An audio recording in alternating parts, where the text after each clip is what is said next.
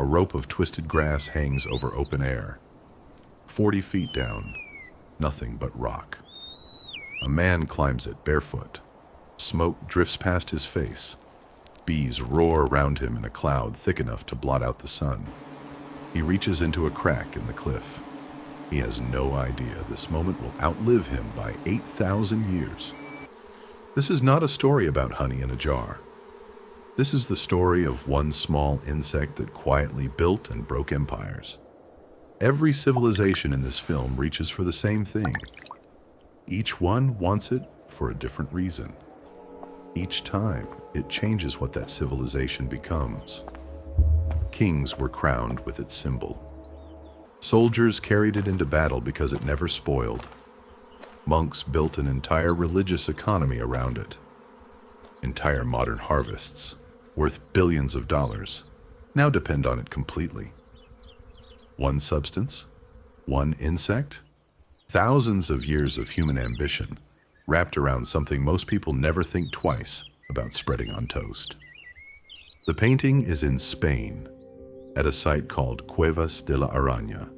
Historians debate its exact age, but most place it near 8,000 years old. A tiny human figure climbs toward a wild hive. Bees swarm around him like static in the air. This is not decoration. It is evidence.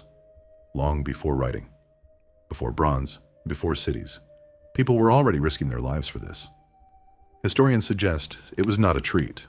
In a world with no refined sugar, honey may have been the most powerful source of pure energy a human body could find. A hive was not a snack. It could mean the difference between surviving the winter and not surviving it at all. The bees themselves are far older than any human. Fossil evidence places bee ancestors in the age of dinosaurs. Humans did not invent honey. They simply learned, slowly and dangerously, how to take it. That single act would echo across 5,000 years of human history. Smoke rises through the canopy of a forest in what is now Zambia. Rock art there shows the same scene.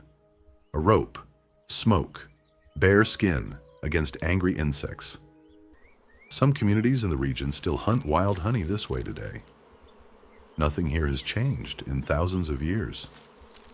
Then the scene shifts completely. Sand replaces stone. The Nile replaces the forest. For the first time in this story, a civilization stops hunting bees. It starts keeping them. Ancient Egypt built cylindrical clay hives. Workers stacked them in long rows. They loaded them onto boats and floated them down the river, following the flowers as they bloomed. A carving from the Sun Temple of Nayuser, dated to the 5th dynasty, shows beekeepers using smoke to calm a colony. Other workers pour honey into storage jars. This was not casual foraging anymore.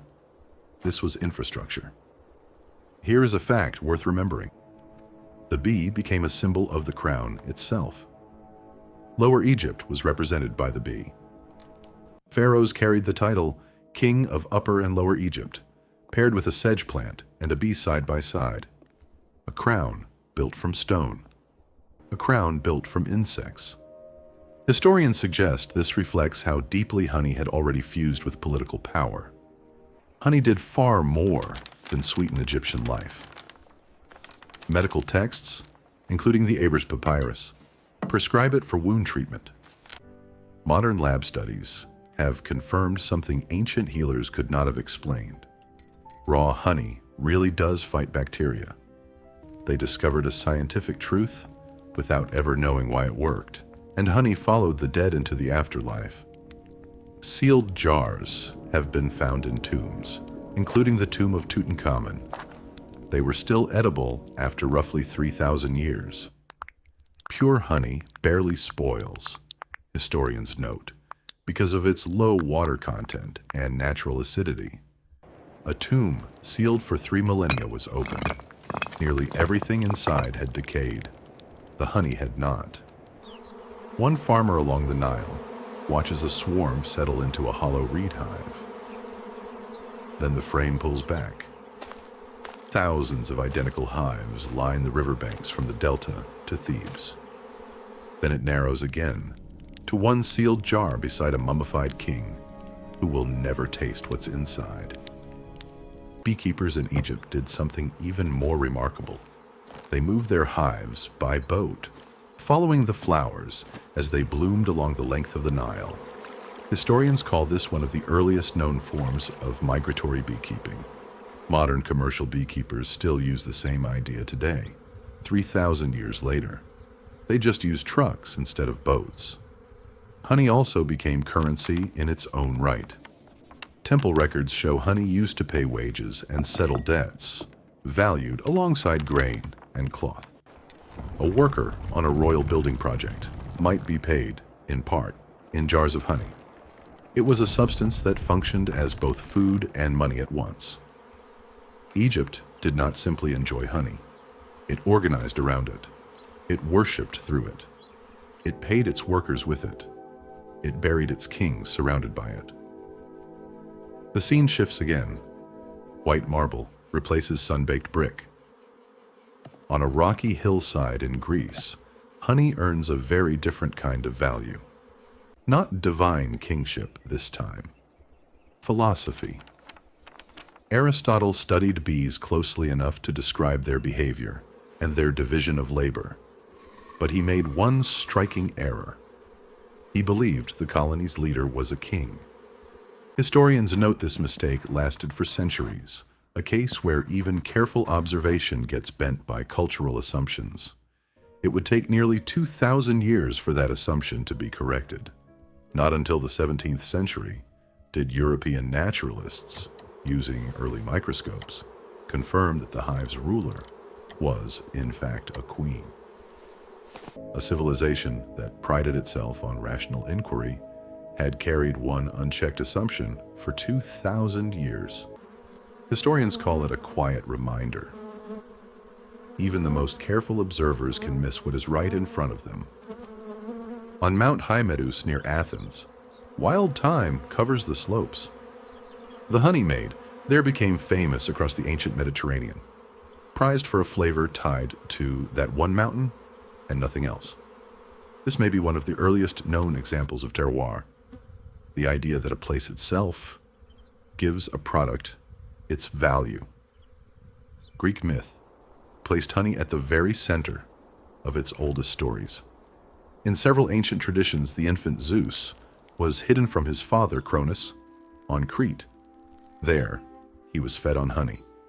Historians caution that Greek mythology holds many versions of this tale, sometimes contradicting each other. But honey appears again and again at the root of these origin stories. Then Rome absorbed Greece. It absorbed its bees along with it. Roman writers treated beekeeping almost like engineering. Virgil devoted an entire book of his poem Georgics to hive management, swarming, and disease. Pliny the Elder ranked honey by region across the empire in his Natural History, much like a modern critic ranking wine. Roman soldiers carried honey on long campaigns. It did not spoil, which made it perfect for a legion marching for months through hostile land. Alongside grain and salted meat, soldiers carried a substance that had already outlasted Egyptian tombs by thousands of years. One soldier eats honeyed bread on a cold night at the empire's edge. He does not know he is part of a supply chain stretching back to Egyptian riverboats 1,000 years before his birth. Rome's frontier forts depended on preserved food moving along roads and rivers for hundreds of miles.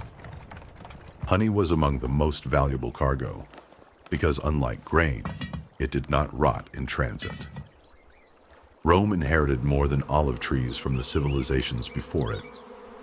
It inherited a belief that a functioning empire must catalog, tax, and standardize even its sweetest resources.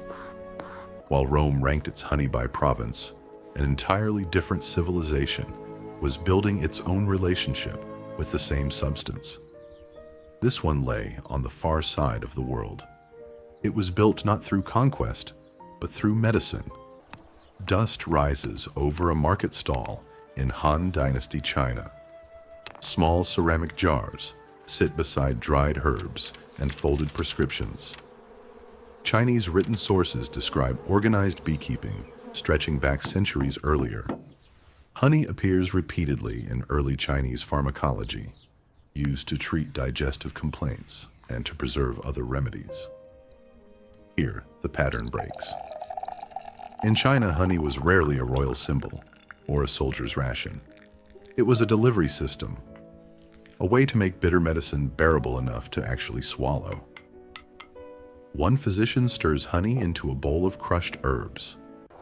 Then, the frame widens to an entire trade network, stretching along roads that would soon connect China to Persia, India, and the Mediterranean. Every culture along that road traded more than silk and spice. They traded recipes built around the same golden substance. Chinese beekeepers also kept a distinct native species, Apis cerana, in simple log and pottery hives, long before contact with Western apiculture. Historians of Chinese agriculture note that honey hunting from wild cliffside colonies persisted for centuries, alongside managed hives. Much the same pattern held true in Nepal and parts of Africa. Two very different insects, on two very different continents, were shaping two very different civilizations toward the same conclusion. Centuries later, Islamic scholarship carried honey even further. The Quran describes honey emerging from bees as a cure for people.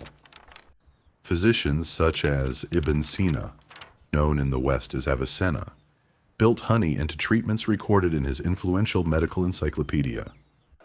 Marketplaces in Baghdad and Damascus, at the height of the Abbasid Caliphate, stocked honey beside spices from distant lands. Those spices arrived from Africa's Atlantic coast, all the way to the edge of China. The empire around it kept changing. The medicine did not. Long before any European ship reached the Americas, an entirely separate beekeeping tradition already thrived there, completely unconnected to any of this. Sunlight filters through the canopy of the Yucatan onto a hollowed log, sealed at both ends with clay, humming faintly from within. The Maya kept a native stingless bee, Melipona beechai, in hollow logs for centuries before European contact. This honey carried deep religious meaning. It was linked to the deity Amuzen-Kab, sometimes described as a bee god, and used in ceremonial offerings.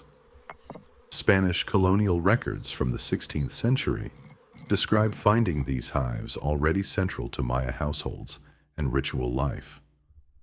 Two civilizations, separated by oceans and thousands of years, with no contact whatsoever, arrived at the same conclusion. This substance deserved reverence, protection, and law. A Maya beekeeper in the 16th century inspects a hollow log hanging beneath the eaves of his home. He does not yet know what is coming. Within a generation or two, an insect from across the ocean will begin to crowd out the bee his family has kept for centuries. Then, within a few generations of colonization, everything changed. European honeybees were larger and more aggressive. They also produced far more honey than the native species. Traditional Maya stingless beekeeping declined sharply. Some communities preserved it. It survives today, historians note, as a fragile tradition rather than an industry, kept alive deliberately by cultural organizations working to prevent its disappearance entirely. One insect quietly replaced another, continent by continent, as colonization reorganized far more than human populations. The smoke of burning granaries drifts over a Roman villa. Trade routes that once carried honey and oil across the Mediterranean begin to fracture. Historians describe Rome's fall as gradual, a slow unraveling, rather than one single collapse. The palace was gone. The bees were not. Bells ring across a stone courtyard at dawn. Monks move between rows of woven straw hives, called skeps, with the same discipline they bring to copying manuscripts. Monasteries became centers of organized beekeeping in early medieval Europe. But historians point to one specific demand behind it, and it had nothing to do with food. The church needed wax, massive quantities of it. Beeswax candles burned cleaner and brighter than cheap tallow, made from animal fat, and every altar in Christendom needed them lit. Monasteries that kept bees secured a steady wax supply for themselves and a valuable good to trade with everyone else. In this era, honey was almost a byproduct. Wax was the real prize. Meanwhile, in Norse and Anglo-Saxon halls, honey took on another life entirely. It was fermented into mead. Sources, including Beowulf, describe mead halls as gathering places for warriors and rulers, where fermented honey drink accompanied oaths and feasts. Historians warn against reading this poetry as precise history. But drinking vessels and honey residue, found by archaeologists, support the wider picture. Mead mattered deeply in early medieval Northern Europe. Bees even appear in medieval law. Early Welsh and Anglo-Saxon legal codes include specific rules about swarm ownership, hive theft, and a bee's value compared to livestock. A creature small enough to sit in a cupped hand had earned its own chapter of law. A widow in an Anglo-Saxon village inherits 3 hives from her late husband. Under local custom, those hives count among her most valuable possessions, worth more than some livestock. She will trade their wax for candles and their honey for grain through the coming winter. One insect quietly becomes the difference between hardship and survival for an entire household. For nearly 600 years, the system looked unbreakable. Monasteries made wax. Villages kept skeps. Kings taxed honey in swarms right alongside grain and cattle. Then ships began crossing an ocean no bee had ever crossed before. Salt spray hits the deck of a wooden ship in the early 17th century. Below deck, alongside seed grain and livestock, sit hives packed with a very specific insect. European honeybees did not exist anywhere in the Americas before colonization. Historians agree they arrived with English colonists, likely in the early 1600s, and spread west far faster than the settlers themselves. Indigenous communities had never encountered this insect before. Its rapid spread ahead of colonial expansion earned it a grim nickname in some native communities, the white man's fly. In some places, a new hive appearing nearby was read as an early warning. Settlers, it was believed, would soon follow. One beekeeper opens a hive box on a Virginia farm. Then the frame widens across an entire continent. Feral swarms escape cultivation and spread from the Atlantic coast toward the Mississippi, decades ahead of the wagon trains, later remembered as the true frontier. Then it narrows again to one wild hive inside a hollow oak. A farmer finds it by accident. He has no idea the insect inside only recently arrived on his continent at all. For centuries, one enormous problem remained unsolved. Everywhere bees were kept, there was no way to inspect a hive or harvest its honey without destroying the colony's structure. Beekeeping was, in a very real sense, an act of controlled destruction. That changed in a workshop in Pennsylvania in 1852. A wooden frame slides smoothly out of a rectangular box. The honeycomb stays intact. The bees stay barely disturbed. Reverend Lorenzo Langstroth, an American beekeeper, patented this new hive design. It was built around a precise gap he called bee space. That gap stopped bees from cementing frames permanently in place. Historians of apiculture call this one of the single most important inventions in the craft's entire history. For the first time, a beekeeper could remove a frame, inspect it, and put it back. No collapse, no destruction. Just a simple, repeatable process. The timing could not have been better. Railroads soon carried wooden hive boxes and glass jars of honey across entire continents in days instead of months. A resource once tied to one field and one set of hands could now be centrifuged, bottled, and shipped anywhere. By the late 19th century, another invention pushed things further still. The honey extractor spun honey out of the comb using centrifugal force without destroying it. Beekeepers could now harvest the same frames again and again across a single season. Historians call this the true birth of modern commercial beekeeping. One beekeeper in the 1870s cranks the handle of a hand-built extractor. Honey flies outward against the drum's inner wall. Then the frame widens to a warehouse stacked with wooden hive boxes, waiting for shipment by rail. Then it narrows again to a single glass jar on a grocer's shelf. No flower, no field, just a label and a price. The empire of honey had become an industry. For nearly a century, that seemed like the whole story. Then 2 world wars proved it was not finished yet. Ration books lie open on a kitchen table in Britain during the First World War. Sugar allowances are printed in small, careful type. As imported cane sugar grew scarce across Britain, Germany, and the United States, governments actively urged citizens to keep bees. Historians note that beekeeping associations saw sharp membership jumps during both wars. Britain even distributed pamphlets framing hive-keeping as a patriotic act. In Germany, honey mattered for another reason too. Beeswax was needed to lubricate machinery and waterproof military equipment. An old wartime need had quietly returned. Centuries earlier, it was the church demanding wax for candlelight. Now, it was the military. One family in wartime Britain tends 3 hives in a back garden that, a few years earlier, held only grass.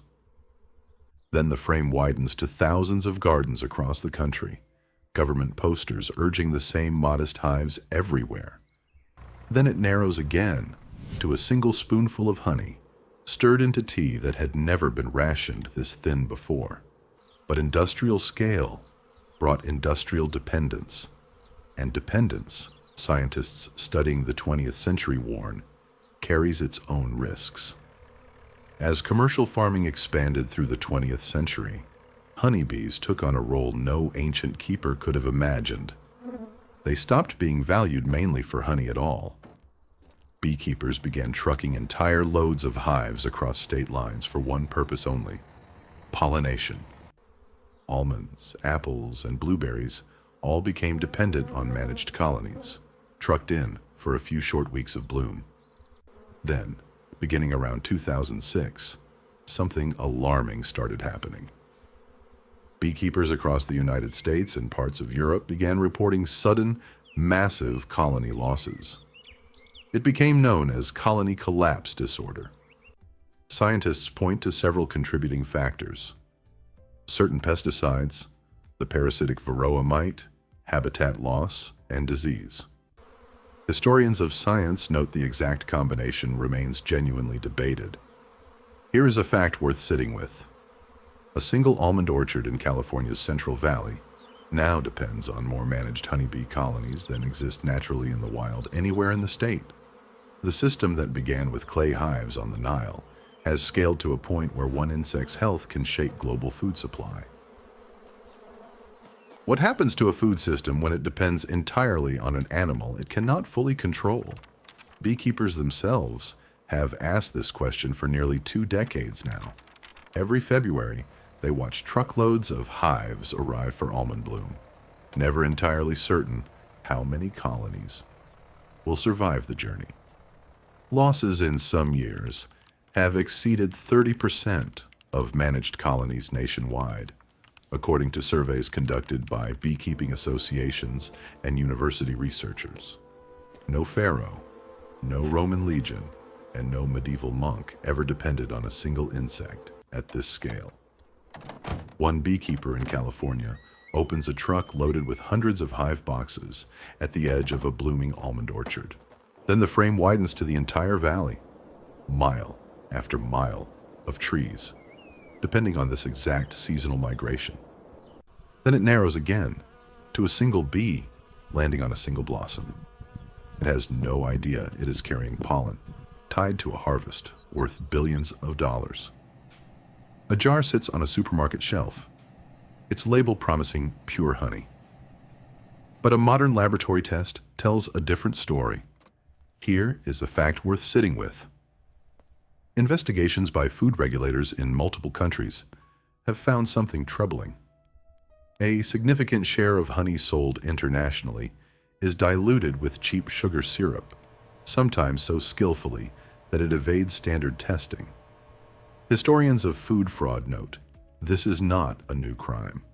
Adulteration accusations stretch back centuries, but the tools for faking honey and for catching the fakes have both grown far more sophisticated.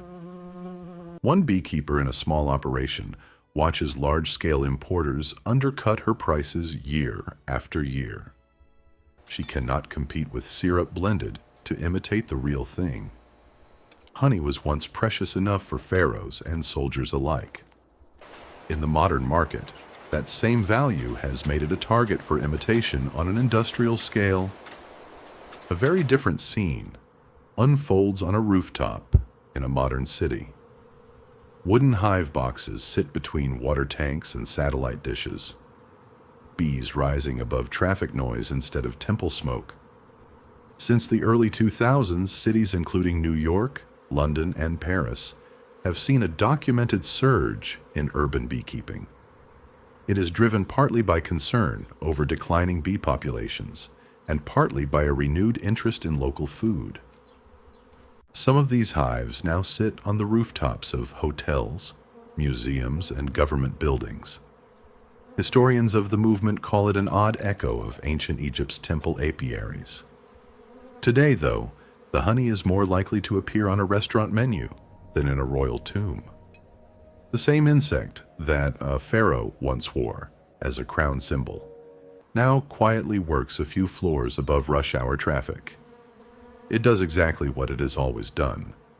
It remains completely indifferent to the 5,000 years of human history built around it. And still, in isolated pockets of the world, the oldest method survives almost untouched. In parts of Nepal, honey hunters known as the Gurung people still climb sheer cliffs on handmade rope ladders. They harvest wild honey from nests built by the Himalayan giant honeybee, the largest honeybee species on Earth. Researchers who have documented this practice note it likely stretches back many generations. The tools used are strikingly close to those shown in rock art around the world. A man hangs from a rope over a Himalayan cliff. Smoke rises around him. Giant bees circle closer than seem survivable. It is, in nearly every visible detail, the same scene that opened this film. Separated from that first cave painting by roughly 8,000 years and by an ocean. Historians studying honey's long history keep returning to the same observation. Very few resources connect every era of human civilization this completely. Stone Age foragers risked cliffs for it. Pharaohs were crowned with its symbol. Greek philosophers studied it. Roman legions carried it into battle. Chinese physicians folded it into medicine. Maya priests offered it to their gods. Monks built a religious economy around its wax. Colonists carried it across an ocean it had never crossed. Wartime governments rationed sugar and handed out hives instead. And in the 21st century, entire harvests of the world's most valuable crops now depend on trucking it, quite literally, from field to field. This was never only the story of a jar on a kitchen shelf. It is the story of one small, fragile act of insect labor. Every civilization in this film found a reason to build around it, worship it, tax it, or completely depend on it. The cave painting in Spain has survived roughly 8,000 years. That is longer than most of the empires in this film. Longer than the systems that rose and fell around the very thing it depicts. The man on that rope has no name. The bees he faced left no record of him. Every civilization in this story believed, in its own way, that it had tamed this substance. Egypt believed it with clay hives and royal titles. Rome believed it with ledgers and ranked provinces. The modern world believes it with trucks, warehouses, and laboratory studies. And yet, on a cliff face in the Himalayas, right now, a man is climbing a rope his ancestors would recognize instantly. Bees have not been tamed. They have only ever been borrowed from. The thing he is climbing toward is still being harvested today, on the same kind of rope, in the same kind of smoke, by someone who has never heard his story and never will. The rope is still there.